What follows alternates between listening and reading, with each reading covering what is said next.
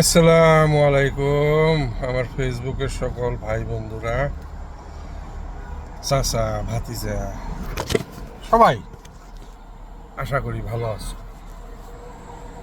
আমি মোটামুটি বেশি ভালো নাই, নিজের শরীরটাও ভালো না, আমার অর্ধাঙ্গিনীর শরীরটাও বেশি সুবিধার না। মাঝে মধ্যে ইমার্জেন্সিতে যাই দুইজনেই।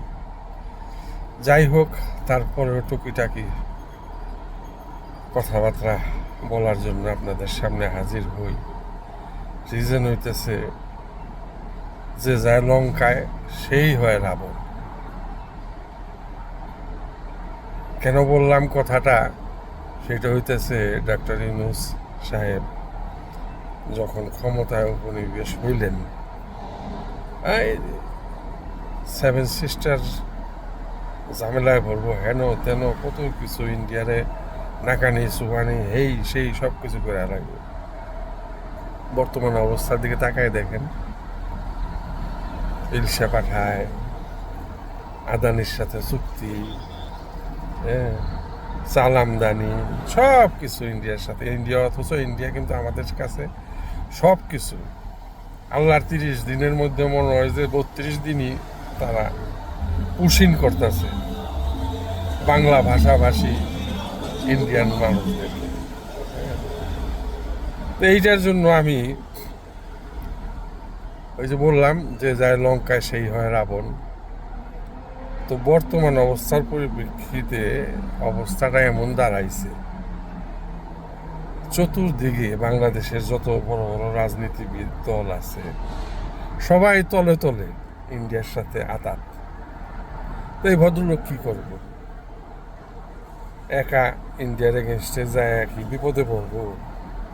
হ্যাঁ, আর এই যে আমার বিএনপির ভ্রাতা ভগ্নীরা যারা বিএনপি করেন, আওয়ামী লীগের বিগত আওয়ামী লীগের সরকারের সময় আপনাদেরকে এই জেল হাজত, পলাতক, বাঁশবাগান, পাট পাট গাছ, বুঝছেন না, এইসব জায়গায় যারা লুকায় আসছিলেন, আপনারা কিন্তু ভুলেও ভাইবেন না যে আওয়ামী লীগ আপনাদেরকে এই শাস্তি দিচ্ছে। No no no no. আপনারা একটু চক্ষু বন্ধ করে দেখেন, আপনাদের উপরের যে নেতারা, তারা সবাই আওয়ামী লীগের সাথে আতাত করে বেগম খালেদা জিয়ারে আটকায় রাখছে, বাইর করে। সেই হ্যাডম আপনাদের নেতাদের ছিল না, থাকলেও তারা করে নাই।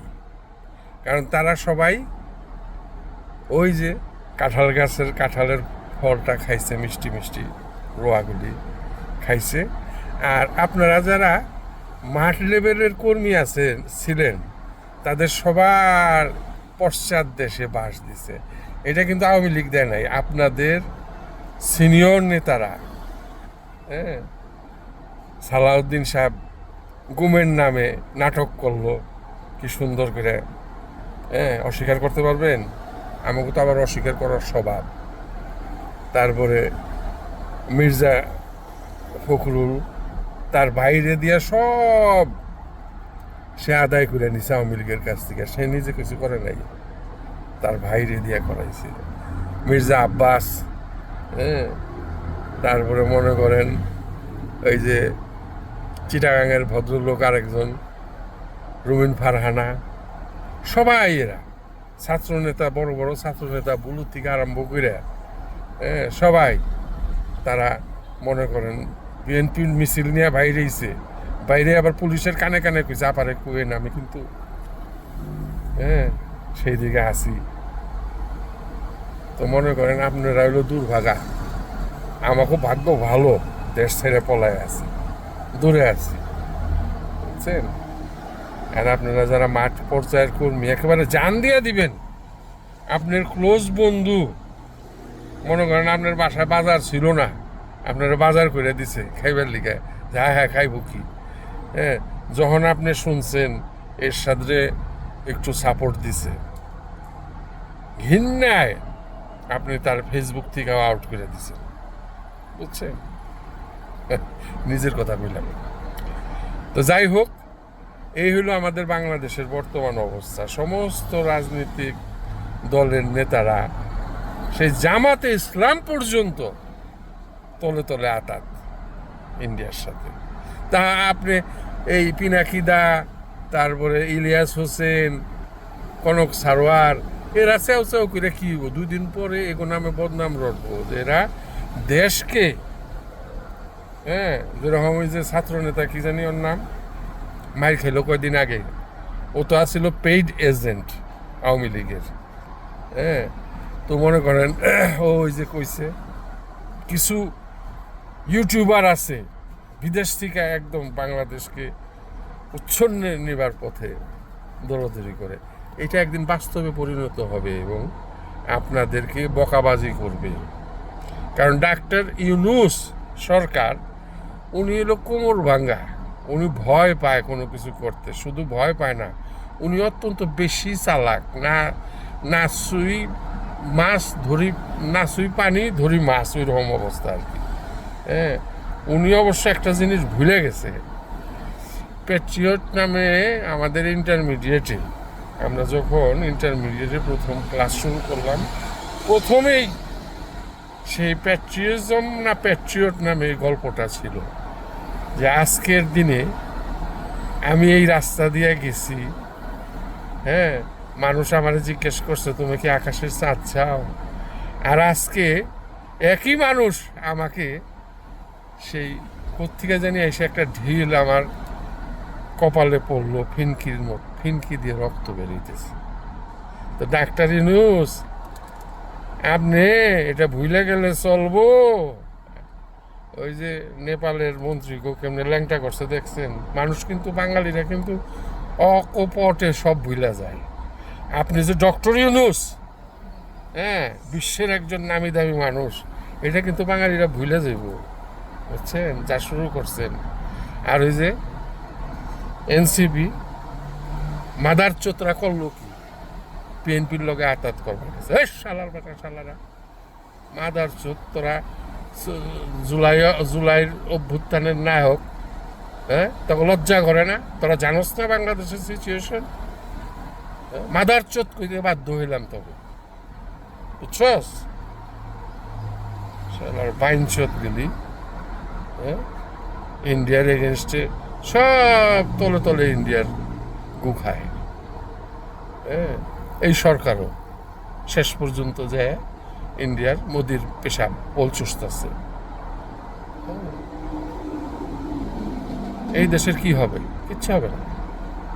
Never ever you can come out of India. এই যে বাংলার লেন্দুর না কি জানি, লেন্দুব দর্জি, শেখ সাহ মাদারচোদ, আরেক মাদারচোদ, হ্যাঁ, পিন্ডির জিঞ্জির থেকে আমাকে মুক্ত করে আইনে ইন্ডিয়ার জিঞ্জির বাইন্দা দিছে। আর ইন্ডিয়ার জিঞ্জির থেকে যে জীবনে আমরা বাইরে হইতে পারব না, সেটা কেউ বোঝে না। হ্যাঁ, এই হইতেছে আমার দেশের বর্তমান অবস্থা। হ্যাঁ, কিছু কিছু ভদ্রলোক আছে ইউটিউবার, তাদের বক্তব্য সবাইকে আমি রিকোয়েস্ট করব শুনবেন। বর্তমানে নতুন আরেকজন বের হয়েছেন, সাম দত্ত, ওনার নামটা আমি ভুলে গেলাম, বাট লাস্ট নেম দত্ত। ওই ভদ্রলোক সুন্দর কথা বলেন। আরেকজন ছিলেন রিটায়ার্ড আর্মি অফিসার, ওনার নামটাও আমার মনে থাকে না ভাই, বয়স হয়েছে, ভুলে যাই, নাম ভুলে যাই, নাম মনে রাখতে পারি। এই দুজন ভদ্রলোক খুব সুন্দর সুন্দর কথা বলে, আপনারা অনেক কিছু জানতে পারবেন ওনাদের বক্তব্য থেকে। হ্যাঁ, আর বেঈমান বাঙালির কিছু আছে, বুঝছেন, তাদের কাছ থেকে দূরে থাকবেন। বেঈমান বাঙালির মধ্যে আছে বিএনপির, আওয়ামী লীগ শত্রু না আমাদের, এখন আমাদের বিএনপি হতেছে আমাকে 1 নম্বর শত্রু। বাংলাদেশে বিএনপি তারেক জিয়া, অবশ্য তারেক জিয়ার আমি দোষ দিতে রাজি না, এই কারণে রাজি না, কারণ 1/11-এর পরে তারেক জিয়ারে এই নাকে খত দিয়ে ইংল্যান্ডে পাঠাইছে। তো এই ভদ্রলোক তো আর তাদের আদেশ ছাড়া আইতে পারে না, কি করবো, জীবন বাঁচানো খরচ, সে জীবন বাঁচাইতেছে। কিন্তু মানুষের সাথে বাটপারি করাটা যদি ছাড়ে কেমন, তাহলে খুব ভালো হয়। কারণ তুমি তোমার জীবন নিয়ে বাইচে আসো, ঠিক আছে, বাইচে থাকো, তুমি রাজনীতিতে ছেড়ে দাও। তোমার বাপের আদর্শে যারা রাজনীতি করে তাদেরকে তুমি সাজেস্ট করো, সামনে আনো, তুমি পিছনে চলে যাও। তুমি তাজ হাসমির মতন আবার নতুন এক বাটপার গজাইছে, তাজ হাসমি, ডক্টর তাজ হাসমি, ওই বাইঞ্চত আরেকটা চোর। হ্যাঁ, ভাবছিলাম খুব শিক্ষিত মানুষ, হ্যাঁ, দেখি সালাউদ্দিন রে সাপোর্ট দেয়। আরে সালাউদ্দিন রে তুই কেমনি করে সাপোর্ট দেস, যে নাকি বাংলাদেশে লুটপাট করে খায়া গেছে, তার ব্যবসা সামাল দিতেছে। ধরলাম তোর কথা রাইট বেটা হাল্লা, ভাবলাম তোর কথা রাইট, তুই রাইট, সে ইন্ডিয়ার এজেন্ট না, ধরে নিলাম। কিন্তু সে তো ওই যে বসুন্ধরা গ্রুপের সব ব্যবসা বাণিজ্য দেখাশোনা করতেছে, ওইটার কি করবি? হ্যাঁ, ওই যে আরেকজন আসছিল ডক্টর কলিমুল্লাহ, বলছিলাম আমার এক আমার ফুফাতো ভাই আমার উপরে হায় রে খেপা। হ্যাঁ ভাইজান, আপনি যে খেপছিলেন আজকে প্রমাণ পাইছেন, হাজতে আছে, যান দেখা করে আসেন গা। হ্যাঁ, সাধারণ জ্ঞান আল্লাহ পাক কইছে তোমারে বুদ্ধি দিছি, বুদ্ধি ব্যবহার করো। বুদ্ধি যদি ব্যবহার না করেন আল্লাহ পছন্দ করে না। আর কি কম, আগামীতে হয়তো বা খুব শিগগিরই ডক্টর আমাদের এই প্রধান উপদেষ্টাকে গালাগালি শুরু করতে হবে। কারণ উনি যা করতেছে, উনি গালাগালির ঊর্ধ্বে না, তাই না? উনিও তো মানুষ, অন্যায় করতেছে। তুই যেটা পারবি না এটা কস কে, মানুষ কাছে প্রমিস করস কেন? হ্যাঁ, তুই নিয়ে গেছিস 4 জন মানুষ সঙ্গে করে যে একটা করবি, ভেরি গুড। হ্যাঁ, ইন্ডিয়ার দালালিটা ছাড়, ইন্ডিয়ার দালালি করা বন্ধ করো। খুব তো কইছিল 7 সিস্টারে আগুন জ্বল, এখন কই গেল তোমার ডায়লগ? সোনার চান পিতলা গুগু। হ্যাঁ, খুব শিগগিরই তুমি গালাগালির সম্মুখীন হবা, মানুষ তোমাকে জুতা দিয়ে পিটাইতে আসবে। আমি না, আমি কোনোদিন এগুলোর মধ্যে নাই। আমরা সাধারণ মানুষ, কোনো দল করি না, এই করি না। তবে আমাদের হোসেন মোহাম্মদ এরশাদের যে কার্যকলাপগুলি সেগুলি সাপোর্ট করতাম। হ্যাঁ, এই কথা বলাতে কতজনে ফেসবুক থেকে আমার আউট করে দিছে। আরে ভাই, হোসেন মোহাম্মদ এরশাদকে না, তার যেই কাজগুলি 68,000 গ্রাম বাঁচলে দেশ বাঁচবে, তার উপজেলা সিস্টেম, প্রতিটা উপজেলায় হেলিপ্যাড, কারণ বাংলাদেশে প্রতি বছর বন্যা হয়, এই সমস্ত কাজগুলি আমাদের মাননীয় বিএনপি নেত্রী, উনি প্রাইম মিনিস্টার হওয়ার পরে সব বন্ধ করে দিছে। যেই দেশের মানুষ খাইবার পায় না 3 উক্ত ভালোভাবে পেট ভরে, সেই দেশের মানুষের নেত্রী এরকম হলে চলবে? হ্যাঁ, আর আইসা যত চোর বাটপার আছে তাদেরকে উনি আশ্রয় দিছে, মন্ত্রী মিনিস্টার বানাইছে। ঢাকা শহরে কালকে আইছে, হ্যাঁ, চিনে না রাস্তাঘাট, শুদ্ধ ভাষায় কথা কইবার যায় দাঁত ভেঙে যায়। এই ধরনের মানুষ আমার চোখের সামনে, সে উনি ক্ষমতায় আসার পরে তারা রাতারাতি কোটি কোটি টাকার মালিক হয়ে গেল। হ্যাঁ, এক ভদ্রলোক তো আমি যতটুকু জানি, জার্মানিতে এক ভদ্রলোক 5 জন মানুষ নিয়ে তার জয়গান গাইছিলেন উনি যখন জার্মানিতে গেছে। তার এই বাংলাদেশে যাওয়ার পরে তার মন্ত্রী বানাই দিছে। হ্যাঁ, তার যোগ্যতা কি, তার পিছনে কি, বাংলাদেশে এত ইন্টেলিজেন্স, এত কিছু, কোনো খোঁজ খবর ছাড়াই একেবারে সব কিছু। দেখেন ওনার যে বডিগার্ড ছিলেন, নাম কমু না, অনেকের ক্লোজ মানুষ, একদম রাস্তার ভিখারি। এরা হাজার হাজার কোটি টাকার মালিক। হ্যাঁ, উনি পয়লা রাস্তা দেখাইছে, উনি আর ওনার ছেলে রাস্তা দেখাইছে, আর আমাদের ম্যাডাম শেখ হাসিনা সেই রাস্তারে পাকাপোক্ত করছে। প্রথমে তারেক জিয়া এই বিভিন্ন প্রতিষ্ঠানে বিএনপির লোকজন দোকান শুরু করছিল, হ্যাঁ, তারপরে 1 কোটি না কত জানি 30 লাখ না কত জানি চোরাই ভোটার বানাইছিল। এগুলি কাঁচাভাবে উনি করছিলেন, এই রাস্তা দেখা গেছে, এবং শেখ হাসিনা আইসে এগুলি পাকাপোক্তভাবে উনি রাস্তা দেখাইছে কে? আমাদের তারেক জিয়া এবং ম্যাডাম খালেদা জিয়া। আমার তো মানুষ পাইলে তুলাধুনা করে হালাইব, কারণ বাংলাদেশের মানুষ ভীষণ শিক্ষিত। আমরা আপনার ব্যক্তিগত মতামত প্রকাশ করবেন পারবেন না। আপনার নিজের বন্ধু বান্ধব, যেরকম পিলখানার ঘটনা একজনের কাছে কইতেছিলাম, আমার খুব ক্লোজ, হ্যাঁ, সেই ভদ্রলোক আমারে উত্তর দিল, তুমি জানো উনি কে? উনি শেখ মুনির ছেলে। শেখ মুনির ছেলে বলে অন্যায় করবে না, অথচ তার গাড়িতেই এক অফিসারে সে উঠায় নিয়ে যায় গুম করে মেরে ফেলাইছে, তার কোনো ই নাই। তার ওয়াইফরে সবাই পাগল খেতাব দিছে। তারপরের থেকে আমার ওই বন্ধু আমার সাথে যোগাযোগ করে না, কথা কইতেও ইচ্ছা করে না তার। আচ্ছা, আরে বেড়া আল্লাহ, তুই আওয়ামী লীগ করো, সেটা তোর ব্যক্তিগত ব্যাপার। হ্যাঁ, আমি কোনো লীগ করি না। আমি সব যেই দলে করুক না কেন, যখন যেটা খারাপ দেখি তখন সেটা বলি।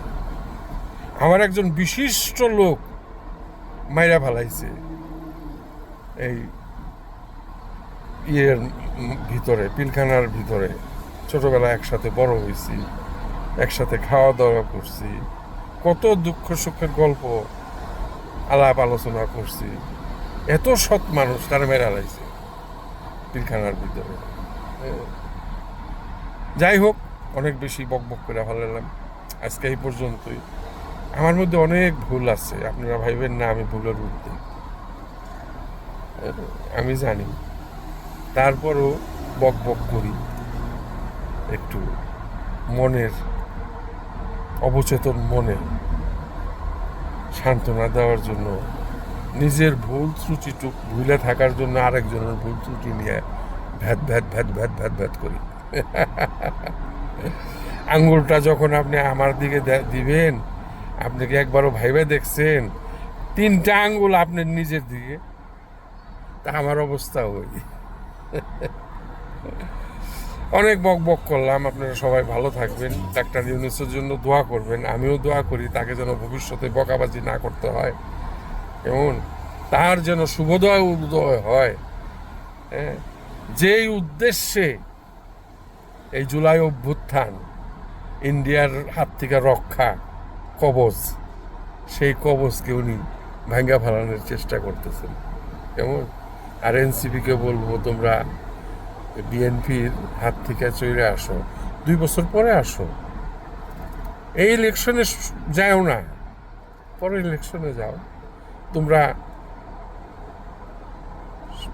সমাজের যারা অন্যায় করতেছে তাদেরকে বাধা দেওয়ার জন্য একটা গ্রুপ তৈরি করে দাঁড়ায় থাকো, দেশটাকে রক্ষা করার জন্য। তোমাদেরকে মন্ত্রী মিনিস্টার হইতে হবে এই মুহূর্তে কে বলছে? হ্যাঁ, চোর বাটপার বিএনপির পিছে যে হাত দিতে হইব? হ্যাঁ, দেখছো বিএনপির পিছে সব ইন্ডিয়ান দালালরা। হ্যাঁ, বিএনপির খোদ নেত্রী এরা মুক্ত করতে পারে নাই। হ্যাঁ, এরা যখন করছে, রাস্তায় প্রসেশন বাইর করছে, প্রসেশন বাইর করে এরা গেছে করবার, ওই কি কয়, আবার পুলিশে কয়ে দিছে, আবার কোয়েন, আমরা কিন্তু পার জন্যই করতেছি। এই দলের কাছ থেকে তোমরা কি এক্সপেক্ট করো? যাই হোক, সবাই ভালো থাকবেন। হ্যাঁ, আমার জন্য দোয়া করবেন, আমার ওয়াইফের জন্য দোয়া করবেন, কারণ আমরা দুজনের শরীরটা ভালো না। আমরা ইমার্জেন্সিতে মাঝে মধ্যেই দৌড়াদৌড়ি পারি। আপনাদের জন্য শুভকামনা রইল, দেশের জন্য শুভকামনা রইল। ডক্টর ইউনূসের শুভোদয় উদয় হোক। হ্যাঁ, আসসালামু আলাইকুম।